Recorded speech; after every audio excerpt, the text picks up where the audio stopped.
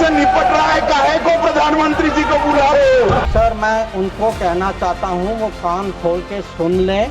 तीनों के एनकाउंटर के वक्त तीनों के सर में ही गोली लगा है। जिंदा लोग आंकड़े नहीं होते हैं। प्रियंका डोंट कंट्रोल मी। 22 अप्रैल को पहलगाम में जो कुछ हुआ वो क्यों हुआ, कैसे हुआ और इसका जिम्मेदार कौन है?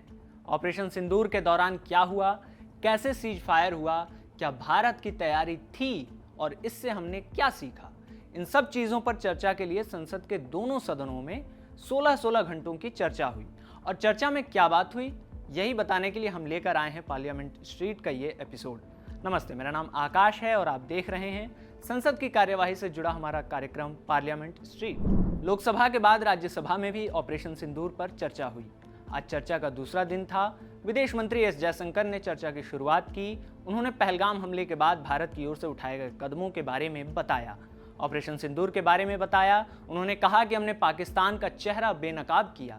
विदेश मंत्री ऑपरेशन सिंदूर के सीज फायर पर भी जवाब दे गए। कहा कि किसी भी तीसरे देश की मध्यस्थता भारत स्वीकार नहीं करेगा। जयशंकर ने इंदिरा गांधी पर आर्मी को एडवेंचर बनाने का आरोप लगाया तो हंगामा शुरू हो गया। Prime Minister Indira Gandhi writes to President Nixon that in this hour of danger, the government and the people of India seek your understanding and urge you to persuade Pakistan to desist forthwith from the policy of wanton. Please, nothing will go on record. Sanjay ji, बैठ जाइए, please. You speak. From the policy of wanton aggression and military adventurism that they have unfortunately embarked on. May I request Your Excellency to exercise your undoubted influence with the government of Pakistan to stop their aggressive activities against India. Please let him speak. Jaishankar ने एक बार फिर से दोहराया कि PM Modi और Donald Trump के बीच 12 अप्रैल से 22 जून तक एक भी फोन कॉल नहीं हुई। दुनिया के किसी भी नेता ने कहीं से भारत को ऑपरेशन रोकने के लिए नहीं कहा। प्रधानमंत्री नरेंद्र मोदी और राष्ट्रपति ट्रंप के बीच कोई बातचीत नहीं हुई। इस पर कांग्रेस नेता जयराम रमेश ने टिप्पणी की। कहा कि स्पष्ट करिए, क्या ट्रंप झूठ बोल रहे हैं? जवाब में जयशंकर ने कहा, कान खोलकर सुन लीजिए, एक भी कॉल नहीं हुई। Past statements.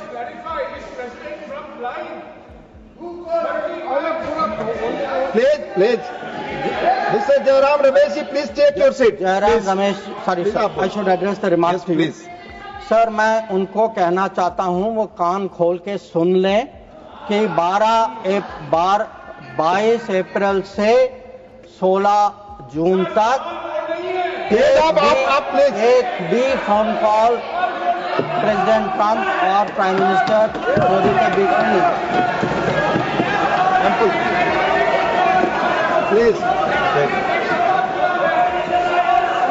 ये सही परंपरा नहीं। आप अपनी बात कहें और दूसरे पक्ष की बात न सुने, ये लोकतांत्रिक मर्यादा के अनुरूप नहीं है। आप विपक्ष की टिप्पणियों पर जयशंकर ने कहा कि जो लोग मुंबई पर चुप थे वो हमें ज्ञान दे रहे हैं। इस पर फिर से हंगामा शुरू हो गया। कई सारे सदस्यों ने पॉइंट ऑफ ऑर्डर रेज किया। आप लोग डिप्लोमेसी की बात कर रहे हैं, आपने मुंबई की बात उठाई नहीं वहां। अब वो लोग जो मुंबई पे चुप रहे आज सर ज्ञान दे रहे कि हम लोगों को क्या करना चाहिए। let me speak. In such kind of noise, it's all people are on this paper. No. आप सभी लोग एक साथ खड़े होंगे। मैं पॉइंट ऑफ ऑर्डर किसको अलाउ करूं? भाई क्यों ना? Please, you all sit. Please. Yes, Sushmita ji, tell me. Honorable Minister, just a minute. You tell me point of Sir, order. Rule 240, irrelevance or repetition. The chairman, after having called attention of the council to the sir, he is repeating everything that is. Honorable Minister, it's irrelevant. Please. Lok Sabha में राहुल गांधी ने new normal पर सरकार को घेरा था। जवाब में जयशंकर ने कहा कि आजकल दो नॉर्मल हैं, एक कांग्रेस नॉर्मल और दूसरा Modi normal. There are two normals. There is a Congress normal which I spoke about and there is a Modi normal. Okay? And let me tell you, sir, what is the Modi normal? The Modi normal is terrorists are not proxies. Number two, cross-border terrorism will get appropriate response in our way at our time. Three, talks and terror will not go together. Please, John Britas. If there are talks, it will only be about terror. We will, number four, we will not give in to nuclear blackmail. And number five, terrorism and good neighborliness cannot go together. And therefore, sir, blood and water will not flow together. Rahul Gandhi ने operation सिंदूर में पाकिस्तान के साथ चीन की सक्रियता के खतरे पर सवाल उठाया था। जवाब में जयशंकर ने यूपीए सरकार के समय चीन के साथ नजदीकियों की आलोचना की और राहुल को चाइना गुरु कह दिया। कहा कि चीन के साथ मिलकर चिंडिया नाम से संधि बना ली थी। Sir, whose affection for China is so great, sir, उन्होंने एक संधि बना ली थी चाइना और इंडिया की, चिंडिया। तो इतनी मोहब्बत थी सर कि उसको संधि बना ली। ओलंपिक्स जाने से हुआ। अब सर कभी अब सर जब ओलंपिक्स में गए, किनसे मिले और क्या हस्ताक्षर किया, उसकी तो बात ही नहीं करते। और सर जो मिले वो खाली चाइना से नहीं थे सर, कहीं और से भी थे। तो उसको मैं छोड़ देता हूँ सर, मैं बात नहीं करता उसके बारे में। पर सर कभी क्या होता है कि जब ओलंपिक्स की क्लासरूम होती है ना, जब ओलंपिक्स की क्लासरूम होती है, कहीं सर कुछ बातें छूट जाती तो प्राइवेट ट्यूशन भी लेना पड़ता है। तो ये प्राइवेट ट्यूशन चाइनीज एम्बेसडर से लेते हैं, तो चाइनीज एम्बेसडर को घर में बुला के प्राइवेट ट्यूशन लेते हैं। तो अब ये चाइना गुरु का कहना है सर कि चाइना और पाकिस्तान आज बहुत नजदीक आ गए। सर है, हकीकत है, पर कैसे पास आए सर, कैसे नजदीक आए? क्योंकि हम लोगों ने बीच में पीओके की धरती छोड़ दी थी। हम लोगों ने सर, ये चाइना पाकिस्तान की बात कब से शुरू हुई? 62-63 से शुरू। 63 में पाकिस्तान ने चाइना को शशगम वैली दिया सर। राष्ट्रीय जनता दल के राज्यसभा सांसद मनोज झा ने कहा कि राष्ट्रीय सुरक्षा नारा नहीं, संवेदनशील मुद्दा है। आज हमें पूरे देश से माफी मांगनी चाहिए कि हम इतिहास से सबक नहीं लेते। मनोज झा ने पहलगाम हमले के बाद धर्म के आधार पर नफरत फैलाने वाली कोशिशों की आलोचना की। कहा कि आतंकी इसी मकसद से आए थे, लेकिन ये नाकाम हुआ। सर, जब पहलगाम में हुआ वो आतंकी हमला, उस हमले के बाद एक ट्विटर हैंडल लिखता है, उन्होंने धर्म पूछा, जाति नहीं। सर, लोग तो गवाए, हमने अपने लोग गवाए, 26 परिवार के चिराग बुझ गए, लेकिन भारत माता भी छलनी हो गई उस ट्वीट के बाद। मकसद में कामयाब हो गए थे वो लगभग, क्योंकि उस बुलेट में बारूद के साथ नफरत की बारूद भी थी। लेकिन भला हो इस मिट्टी का, इस हिंदुस्तान की मिट्टी का, उसने बारूद के साथ आए नफरत के उस संदेश को नकार के रख दिया। कहीं वो नहीं हुआ जिसकी उनको उम्मीद थी। बल्कि बाद में इस बात पे आता, बल्कि भारतवर्ष ने एक संदेश दिया। जब सोफिया कुरैशी ये और व्योमिका सिंह जी ब्रीफिंग के लिए आती थी, हम सब का गर्व से सीना फूल जाता था। वो मेरा हिंदुस्तान है, मुझे वही हिंदुस्तान। मनोज झा ने कहा कि जिंदा लोग आंकड़ा नहीं होते। उनके समय इतना हुआ, हमारे समय इतना हुआ। घर का चिराग बूझता है जहां जवाबदेही नहीं तय होती। मैं नहीं चाहता हूं कि ये बहस, अक्सर मैं देखता हूं मेरा वाला आंकड़ा, हमारे में इतनी गिरावट आ गई, उतनी गिरावट आ गई, आपके टाइम में इतना होता था, मेरे टाइम में इतना होता था। जिंदा लोग आंकड़े नहीं होते हैं। उसको आप आर्काइव में नहीं भेज सकते हैं कि फलाना मर गया, आंकड़ा है, आंकड़ा नहीं होता है। घर का चिराग बुझता है। बूढ़े माता पिता को खोने के बाद भी वैक्यूम रहता है। हम कभी मुआवजे, श्रद्धांजलि, पुष्प के आगे कभी ये नहीं सोचते हैं कि ये वैक्यूम, ये कैसे ये वॉइड फिल इन होगा। मैं एक चीज कहना चाहता था महोदय, सच तो यह है कि जवाबदेही तय नहीं होती है। मैं अक्सर देखता हूं, मैंने अपने नेता से भी पूछा, कुछ पार्थिव शरीर बिहार भी आ रहे थे, हमने पूछा, मैं नहीं था, सर क्या होता है, पार्थिव शरीर पे जाते हैं, फूल बरसाते हैं, रीद लगता है एक सर, कई कैमरे होते हैं, लेकिन इंसानी जिंदगी के वैक्यूम को हिंदुस्तान क्या विश्व में कोई कैमरा उस वैक्यूम को नहीं भर पाता है। मनोज झा ने प्रधानमंत्री के उस बयान पर आपत्ति जताई जिसमें उन्होंने कहा था कि मैं भारत का पक्ष रखने आया हूं। मनोज झा ने कहा कि यहां सब पक्ष विपक्ष सब भारत के हैं, उन्हें सरकार का पक्ष रखना चाहिए। कोई भी सरकार देश का पर्याय नहीं है, सरकार अपनी बात करे। सर, कल माननीय प्रधानमंत्री जी ने लोकसभा में, मैं सुन रहा था, उन्होंने एक बात कही, मैं भारत का पक्ष रखने आया हूं। ये संसद तो भारत की है, पक्ष और विपक्ष दोनों भारत के हैं। भारत का पक्ष तो इंटरनेशनल फोरम पर रखा, गुडविल मिशन में तमाम सदस्य गए, भारत का पक्ष रखा। आपको सरकार का पक्ष रखना चाहिए था। आपके समक्ष प्रश्न था, जो सरकार से प्रश्न थे, भारत माता से नहीं थे, भारत वर्ष से नहीं था, भारतीय सेना से नहीं थी। ये एक जो चीज होती है। और सर, मैंने लिखा, कई बार लिखा, इस सदन में भी कहा है, फिर दोहरा रहा हूं, government is not the nation. कोई भी सरकार चाहे उनकी रही हो या आज आपकी है, आप राष्ट्र के पर्याय नहीं हैं। हम कल खेल में हो या ना हो, हम में से बहुत लोग नहीं रहेंगे, सरकार भी बदल जाएगी, पार्टियां विलुप्त हो जाएंगी, लेकिन ये देश तो भाई रहेगा। इसकी मिट्टी अद्भुत है, ये जिंदा रहेगा तो देश। मनोज झा ने कहा कि नेहरू बार बार आ जाते हैं, एक बार मुकदमा कर दो, जवाहरलाल नेहरू हाजिर हों। नेहरू लाइफ वेस्ट हैं इस सरकार की।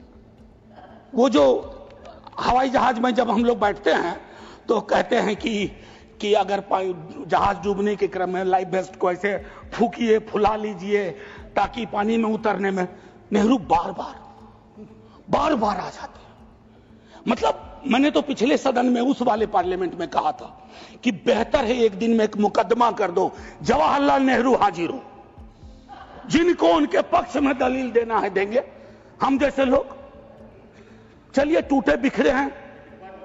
और दूसरी तरफ उनको बुला लो जिनको नेहरू हर जगह नजर आते हैं। अगर नेहरू इतने वर्षों बाद भी आपको परेशान कर रहे हैं तो कुछ तो बात है थी उस बंदे में। मनोज झा ने सरकार के उस दावे पर भी सवाल उठाए जिसमें कहा गया कि हमारा एक भी कांच नहीं टूटा। उन्होंने इसे संवेदनहीन बताया, कहा कि पुंछ और राजौरी में जो लोग मारे गए वो लोग क्या कांच से भी गए गुजरे हैं। हमारे एनएसए साहब ने कहा एक कांच नहीं टूटा हिंदुस्तान का। सर, ये संवेदन शून्यता की पराकाष्ठा है। पूंछ राजौरी के लोग कांच से भी गए बीते हैं। मुझसे ज्यादा पूंछ राजौरी को आप जानते हैं माननीय चेयरमैन साहब, कितने लोग हमने गवा दिए। उसके बाद मुझे लिखना पड़ा, प्रिय कांच तुम कितने धन्य हो, तुम्हारा जिक्र हो रहा है, जिनको खो दिया उनका कोई जिक्र नहीं हो रहा। सपा सांसद जया बच्चन ने ऑपरेशन सिंदूर के नाम पर आपत्ति जताई, पूछा कि सिंदूर उजाड़े गए तो नाम सिंदूर क्यों रखा गया। सर, एक तो मैं आप लोगों को बधाई दूंगी कि आपने ऐसे लेखकों को रखा हुआ है जो बड़े बड़े नाम देते हैं। ये नाम सिंदूर दिया क्यों? सिंदूर तो उजड़ गया लोगों का, जो मारे गए, जिनकी पत्नियां रह गईं।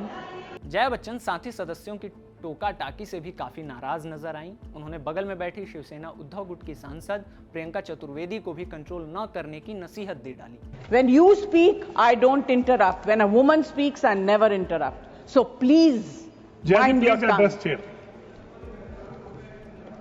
Priyanka, don't control me. Jaya Bachchan ने धारा 370 हटाए जाने के बाद सरकारी दावों पर सवाल उठाए जिसमें हालात बेहतर होने के दावे किए गए थे। उन्होंने कहा कि वे आपके भरोसे कश्मीर गए थे और आप उनकी सुरक्षा नहीं कर पाए। 370 अबॉलिश करने के बाद छाती ठोक के मैंने देखा है राज्यसभा में कहा गया, terrorism will be finished, we promise you. What happened? ये यात्री उसी भरोसे गए थे, आपने प्रॉमिस किया था। हम जा रहे हैं कश्मीर, हमारे लिए तो जन्नत है। मिला क्या उन लोगों को जन्नत से? Sir, you have destroyed the faith and the trust of people you promised. वो परिवार के लोग आपको कभी माफ नहीं करेंगे।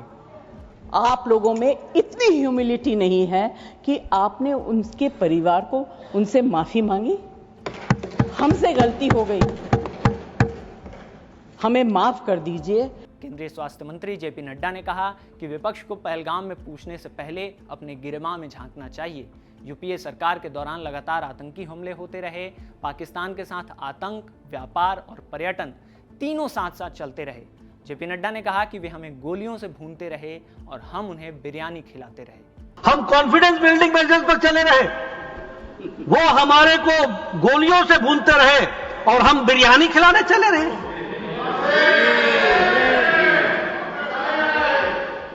इन्होंने क्या किया उसके बाद? Triple entry permit to cross LOC, इसकी इजाजत दी। This has happened after this Jaipur incident. Simplification of the procedures of getting the permit which takes at least 2 years, otherwise वो 2 years लगता है, उसको सिंप्लीफाई किया। Frequency of 2 cross LOC bus services Srinagar Muzaffarabad और पुंछ रावलकोट, इसकी शुरुआत तो की पहले फोर्टनाइटली था, उसको वीकली कर दिया। यानी आप अपीजमेंट में मिठाई पे मिठाई खिलाते चले गए और वहां से बम और गोलियां चलती रही। कपिल सिब्बल ने कहा कि हम आज पहलगाम की चर्चा इसलिए कर रहे हैं कि ये दोबारा ना हो। साथ ही सिंदूर जैसे ऑपरेशन के लिए हमारी और क्या तैयारी है। उन्होंने सरकार की तैयारियों और सुरक्षा चूक पर सवाल उठाए। HAL ने LCA एयरक्राफ्ट का गठन सोचा था 1984 में। 2001 में अभी तक जहाज तक बना नहीं और 2025 हो गए, एक जहाज नहीं आज तक बना, एक जहाज नहीं, जो हमने कंसेप्चुअलाइज किया था 1984 में। अब क्या कर रहे हैं? ये तो हो गई हमारी प्रेपरेशन की बात कि हमारे पास इतना साधन नहीं है कि हम पाकिस्तान को ध्वस्त कर दें। और हम लड़ाई केवल पाकिस्तान से नहीं लड़ रहे, पाकिस्तान और चीन एक साथ है। वो सारी टेक्नोलॉजी चीन पाकिस्तान को दे रहा है, स्पेशली कि उनके पास तो स्टेल्थ एयरक्राफ्ट हैं। हमारा ये जो राफेल है, it is a half stealth aircraft. It has got avionics but is only got half stealth characteristics. बात तो है। अब बात आए हम सिंदूर ऑपरेशन पहलगाम की। जब पहलगाम में 26 लोग की मृत्यु हुई तो ऑब्वियसली टेररिस्ट 400 किलोमीटर अंदर आए थे और उनके पास AK-47 थे और बाकी भी औजार उनके पास थे, मॉडर्न थे। तो किसी को पता नहीं चला, किसी को पता नहीं चला कि 400 किलोमीटर अंदर आके उन्होंने 26 लोगों की हत्या की। कांग्रेस सांसद रेणुका चौधरी ने पहलगाम हमले में मारे गए शुभम द्विवेदी की पत्नी के बयान का जिक्र किया और कहा कि एक चुटकी सिंदूर की कीमत आप क्या जानते हैं? सर, मैं जया जी से एक सवाल पूछना चाह रही थी। मैडम, वो क्या डायलॉग था जिन्होंने कहा, कौन सा सिनेमा का, कि एक चुटकी सिंदूर का कीमत तुम क्या जाने। तो मैं नरेंद्र बाबू जी को बोल रहे हैं, मेरे भाई है ना, कि इस चुटकी सिंदूर का कीमत आप क्या जाने। क्योंकि कल शाम देश के टेलीविजन पे हमारी शुभम द्विवेदी की बेवा, जिसकी सिंदूर मिट गई, लुट गई, उसने कहा, prime minister said everything in detail, but one thing that hurt me most, PM made no mention of those 26 people. Priyanka Gandhi and Rahul Gandhi mentioned the 26 victims. I thank them for that. I was expecting Prime Minister to make a mention of those 26 people, but he didn't.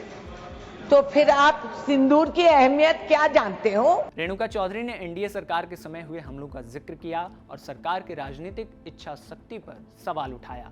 उन्होंने 2001 में संसद पर हुए हमलों का भी जिक्र किया। मैं भी इनकी पॉलिटिकल विल क्या हो गया, गुरदासपुर में, Udhampur, Pathankot, Yuri, red fort terror attack, parliament में मैं इकलौती मेंबर पार्लियामेंट थी जो मैदान में खड़ी हुई थी।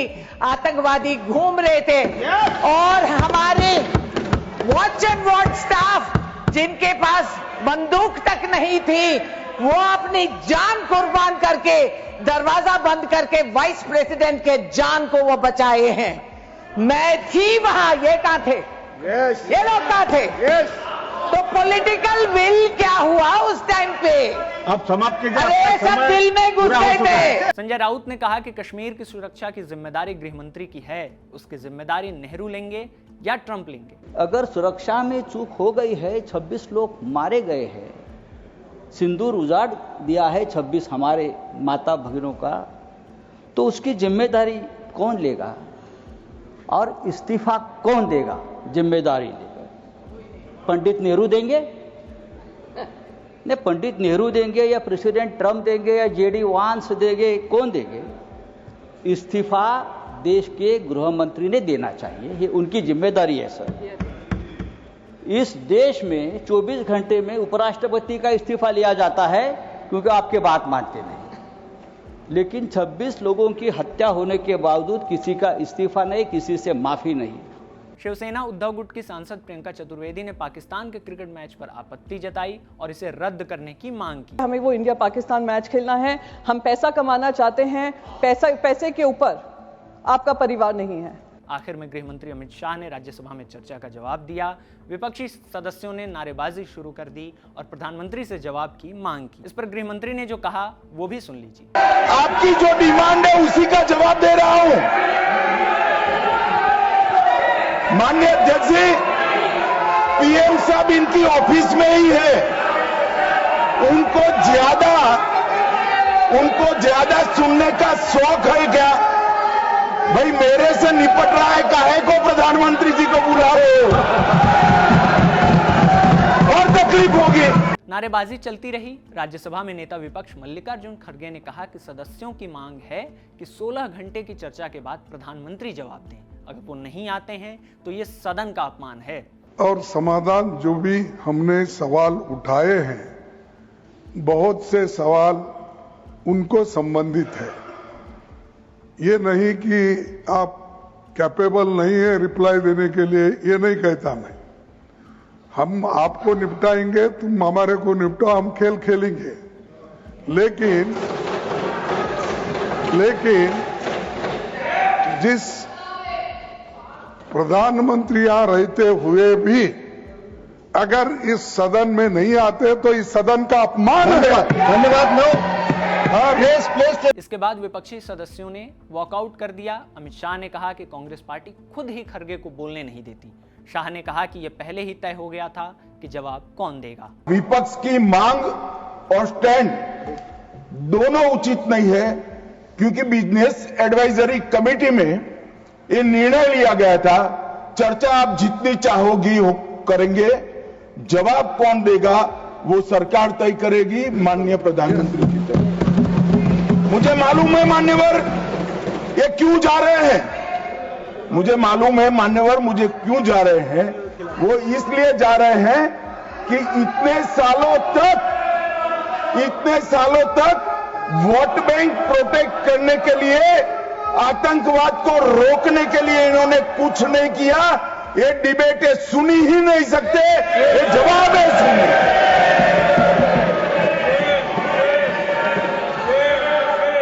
और जब भी ये कह रहे हैं और कोई लीडर ऑपोजिशन होता और बोलता तब तो मैं समझता, खड़गे साहब बोल रहे हैं। ज्यादातर महत्वपूर्ण चर्चाओं में कांग्रेस पार्टी उनके नेता को, लीडर ऑफ ऑपोजिशन को बोलने ही नहीं देती है। अमित शाह ने कहा कि आतंकियों ने जिस तरीके से पहलगाम में हमले को अंजाम दिया, उससे हर कोई गुस्से में था, हर कोई बदला चाहता था। लोगों की ये डिमांड थी कि आतंकियों के सिर में गोली मारी जाए और संयोग देखिए ऐसा ही हुआ।